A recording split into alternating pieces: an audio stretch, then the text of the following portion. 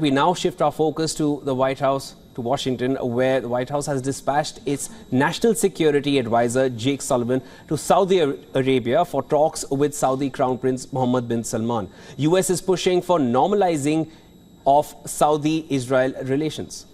Now, according to the White House, the Crown Prince and Sullivan reviewed strategic relations between both the countries and means of enhancing them across various fields. The National Security Advisor also discussed bilateral and regional matters, including initiative for a peaceful and stable West Asia.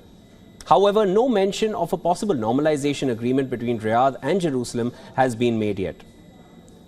Sullivan's visit comes after Secretary of State Anthony Blinken travelled to the kingdom last month. Blinken had also used the trip to promote normalization of relations between longtime foes Saudi Arabia and Israel.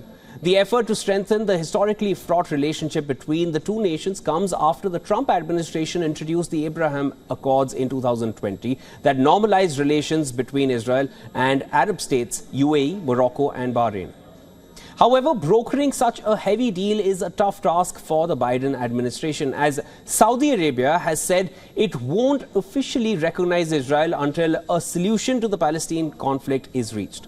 Riyadh has also shown hesitance to proceed with the normalization efforts with Israel, as it is led by the most right-wing government in its history. Now, another important aspect of top US diplomats' trips to Saudi is the aim to combat Chinese influence in Riyadh. Just last month, Saudi Arabia had expressed its desire to collaborate with China. Over the years, Riyadh and Beijing's relations have deepened over sharing of security and sensitive technology. Earlier this year, Saudi and China had announced multi-billion-dollar oil deals as well, with Riyadh becoming China's top provider of crude oil. Moreover, Saudi Arabia gave China an opening in the Middle Eastern politics after Beijing helped broker a peace deal between Saudi Arabia and Iran, which had not been done in years.